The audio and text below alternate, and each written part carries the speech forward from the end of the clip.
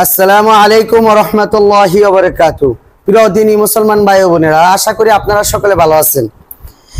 আমরা গত ভিডিওতে শিখেছিলাম কিভাবে সিন শিন লিখতে হয়।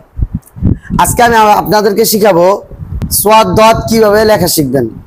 সকলে ধৈর্য সহকারে আমাদের এই ভিডিওটা দেখবেন, আশা করি আপনাদের অনেক উপকারে আসবে। সর্বপ্রথম আমরা সোয়াদ লেখা শিখব। সোয়াদ লেখা শেখার ক্ষেত্রে একর পরিমাণ চক ভেঙে নিব। তারপর সর্বপ্রথম হলো আমাদের সোয়াদের মাথাটা বানিয়ে নিতে হবে। এই সোয়াদের মাথা বানানোর সময় আমাদের খেয়াল রাখতে হবে, আমরা যেখান থেকে চকটা ধরবো ওইখান থেকে সোজা বাঁকা ধাক্কা দিয়ে এখানে নিয়ে আসব। তারপর সোজা করে এখান থেকে আমরা উপরে উঠিয়ে দিব।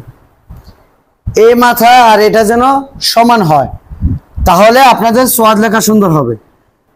চকটাকে সোজা করে ধরে নিব, ধরে সোয়াদের মাথা বানিয়ে নিব। আমরা সোয়াদের মাথা বানানোর জন্য আমাদের দাগের নিচে নিয়ে আসতে হবে। তারপরে সোজা টান দিয়ে এখান থেকে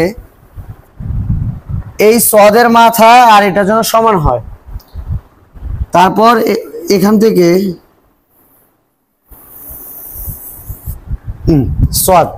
সোয়াদের ক্ষেত্রে একই, এই মাথা এটা এটা সব যেন সমান হয়, তাহলে সোয়াদ লেখা সুন্দর হবে এবং সহজ হবে আপনাদের জন্য। দোয়াদ লেখার সময় আমরা সোয়াদের মতো করে চকটা ধরে আমরা দোয়াদের মাথা লিখে নিব। তারপর সোজা টান দিয়ে এখান থেকে উপরে উঠিয়ে নিব। এখানে চকের যে মাথাটা সমান হয়েছে এই মাথা দিয়ে ধরে তারপর আমরা পেটটা বানিয়ে দিব সোয়াদ দত।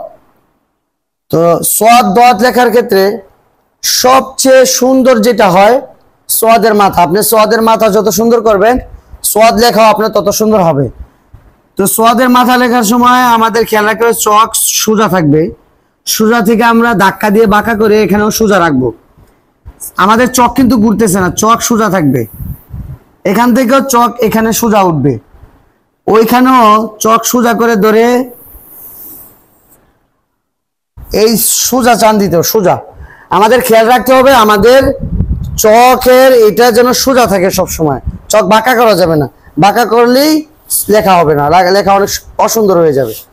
আবার খেয়াল করেন, আমরা এই যে চক সোজা করে ধরে এখান থেকে সোয়াদের মাথা বানিয়ে নিলাম। আমার চক কিন্তু সোজাই আছে, আমি চক কিন্তু একটু ঘুরাই নেই। আবার এখানে সোজা করে ধরে এখান থেকে আমরা লেজ দিয়ে দিব সোয়াদ। আমাদের এই ভিডিওগুলা আমি যে ভিডিওগুলা করি সম্পূর্ণ আপনাদের সাথে। আমাদের ইউটিউব চ্যানেলে কিন্তু প্রায় 1 লক্ষর কাছাকাছি সাবস্ক্রাইবার আছে। আমাদের এই ভিডিও ছাড়ার উদ্দেশ্য হলো আমাদের মাদ্রাসার প্রচারণা এবং মানুষ সহজের জন্য আরবি লেখা শিখতে পারে। এই জন্য আমি আপনাদেরকে বলবো, আপনাদের সন্তানদেরকে আলতু ফালতু ভিডিও না দেখিয়ে আমাদের মাদ্রাসার যে লেখা বা বাচ্চাদের যে পড়াশাড়ি এগুলো দেখাবেন। আপনাদের বাচ্চারা আগ্রহ হবে পড়ালেখার প্রতি এবং লিখবে, সহজে পারবে। সকলে আমাদের চ্যানেলটা সাবস্ক্রাইব করে রাখবেন আর আমাদের ভিডিওতে একটা লাইক এবং একটি কমেন্ট করবেন। তাহলে ইউটিউব চ্যানেল আমাদের ইউটিউবে যারা আছে কাজ করে তারা আমাদের এই চ্যানেলটাকে অনেকের কাছে পৌঁছায় দিবে।